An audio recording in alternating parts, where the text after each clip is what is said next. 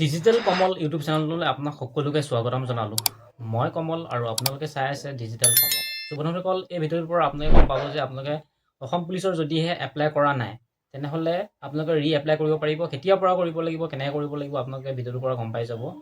ত' এতিয়া মেইন পইণ্টটো হ'ল আপোনালোকৰ অসম পুলিচৰ যদি আপোনালোকে ABOB হওক, যোনটো ফৰেষ্ট গাৰ্ডৰ হওক আৰু SI হওক, যদি আপোনালোকে বৰ্তমানলৈকে কৰা নাই, তেনেহ'লে বা কৰিম বুলি ভাবিছিলে আপোনাৰ লাষ্ট ডেট গুচি গ'ল। চ' সেইটো কোনো চিন্তা কৰিবলগীয়া কথা নহয়, যিহেতু এইটো 15 ফেব্ৰুৱাৰীৰ পৰা মানে কাইলৈৰ পৰা আপোনালোকৰ এপ্লাই কৰিব পাৰিব অসম পুলিচৰ। তো ব'লক আপোনাৰ স্ক্ৰীণত দেখাই দিওঁ কেনেদৰে আপোনালোকে এপ্লাই কৰিব।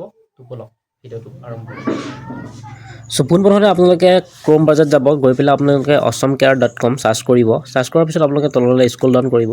স্ক্ৰল ডাউন কৰাৰ পিছত আপোনালোকে দেখা পাব যিহেতু অসম পুলিচৰ যিহেতু এপ্লাই হৈ গৈছে, এপ্লাই যিহেতু 15 ফেব্ৰুৱাৰীৰ পৰা ষ্টাৰ্ট হৈ গৈছে। তাৰপিছত মই আপোনালোকক দেখাই দিছোঁ, ঠিক এনেদৰে আপোনাৰ আহি যাব 5734টা, যিহেতু SI, constable, firemen, forest guard, কেট 4 সকলোবোৰ পোষ্ট আছে। চ' তাত ক্লিক কৰি দিব। দিয়াৰ পিছত আপোনালোকে যোনটো যিহেতু প্ৰথম মই কৰি দেখাব লাগিব, চ' ৰেজিষ্টাৰ কৰিব লাগিব। ৰেজিষ্টাৰ কৰিবলৈ কাৰণে আপোনালোকৰ নাম, date of birth, employment exchange, যদি এমপ্লয়মেণ্ট এক্সচেঞ্জ আপডেট কৰা নাই তেওঁলোকে কমেণ্ট জনাব, মই আপোনালোকক তাৰ ওপৰত ভিডিঅ' বনাই দিম যদি লাগে।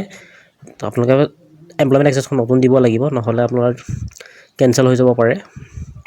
চ' ডেট অফ বাৰ্থটো দি দিব, দি পেলাই যোনটো বক্সত ক্লিক কৰি দিব। বক্সত ক্লিক কৰাৰ পিছত যোনটো ৰেজিষ্টাৰ হয় অপশ্যনটো, ৰেজিষ্টাৰ অপশ্যনত ক্লিক কৰি দিব। দি পেলাই আপোনালোকৰ এটা OTP আহিব।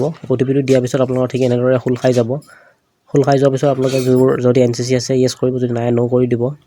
তাৰপিছত আপুনি তললৈ স্ক্ৰল ডাউন কৰিব, যি আছে য়েছ কৰি পেলাই ডকুমেণ্টটো দি দিব। যিহেতু মোৰ নাই, মই ন' কৰি দিছোঁ।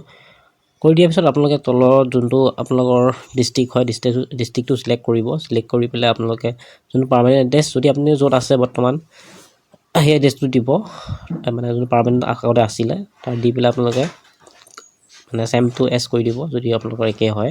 তাৰপিছত আপোনালোকে যিহেতু HSLC দিব লাগিব, আপোনাৰ HSLC ক'ৰ পৰা পাছ কৰিছিলে, যিহেতু চেবাৰ পৰা। তাৰপিছত আপোনাৰ ৰোল নম্বৰ, ঠিক একেদৰে হায়াৰ ছেকেণ্ডেৰীও যদি আপোনালোকে আৰ্টছ, কমাৰ্চ, চায়েন্স কিহৰ হয় দি দিব। দি পেলাই কিমান চনত পাছ কৰিছিলে দিব, তাৰ পাৰ্চেণ্টেজটো দি দিব। তাৰপিছত আপোনালোকে গ্ৰেজুৱেশ্যনৰ কোনখন ইউনিভাৰ্চিটিৰ পৰা কৰিছিলে সেইটো দিব। দি পেলাই আপুনি BA, BCom, BSc যি কৰিছিল দিব, তাৰ পাৰ্চেণ্টেজটো দিব। তাৰপৰা ইয়াৰ পাৰ্চেণ্টেজ উলিয়াবৰ কাৰণে যিমান পাই আপোনাৰ CGP পাইছিল তাত 10 পূৰণ কৰি দিব। তাৰপিছত আপোনাৰ যোনটো পাৰ্চেণ্টেজটো ওলাই যাব। তাৰপিছত আপোনালোকে নেক্সট ক্লিক কৰি দিয়াৰ পিছত আপোনালোকে ফটো আপলোড কৰিব লাগিব, এই ডকুমেণ্টবিলাক আপলোড কৰিব লাগিব। মই সকলোবোৰ ডকুমেণ্ট আপলোড কৰি দিছোঁ। ফটো চাইজ 450 KB ভিতৰত হ'ব লাগিব আৰু ছিগনেচাৰ 100 KB ভিতৰত হ'ব লাগিব। দিয়াৰ পিছত আপোনালোকে বাকী সোপা PDF দিব লাগিব 200 KB ভিতৰত, দি পেলাই ছেভ কৰি দিব। ছেভ কৰি যদি আপোনালোকে নোৱাৰে মোক কমেণ্টত জনাব, আপোনালোকক মই ভিডিঅ'টো মানে ভালকৈ বুজাই দিম আপোনাক কমেণ্টত। তাৰপিছত আপোনালোকে ফাইনেল যোনটো কনফাৰ্ম হয়, চ' কনফাৰ্মত ক্লিক কৰি দিব। ক্লিক কৰি দিয়াৰ পিছত ঠিক এনেদৰে আহি যাব, আপোনালোকে কিহত আপোনালোকে এপ্লাই কৰিব বিচাৰে সকলোবোৰ ঠিক এনেদৰে আহি যাব। যিহেতু মই কনষ্টেবলত কৰিম, যি আছে আপোনালোকে য়েছ কৰিব, যদি নাই ন' কৰি দিব। যিহেতু মোৰ নাই, মই ন' কৰি দিছোঁ। তাৰপিছত আপোনালোকে চিলেক্ট কৰিব লাগিব কনষ্টেবল AB, কনষ্টেবল UB সকলো চিলেক্ট কৰি আপোনালোকে ছাবমিট অপশ্যনটোত ক্লিক কৰি দিব। যিহেতু মই দুটাই UB আৰু AB দুয়োটাই কৰিব পাৰিম। চ' তাৰপিছত 7 নেক্সট অপশ্যনত ক্লিক কৰি দিব। ক্লিক কৰি দিয়াৰ পিছত ঠিক এনেদৰে আহি যাব। আহি পেলাই আপোনাৰ যোনখন ফাইনেল কনফাৰ্ম হয়, চ' ফাইনেল কনফাৰ্মত ক্লিক কৰি দিব। ক্লিক কৰি দিয়াৰ পিছত ঠিক এনেদৰে আহিব। আপোনালোকৰ এটা OTP আহিব পাৰে, যিহেতু মই অলৰেডি OTP দিলোঁ, চ' অহা নাই।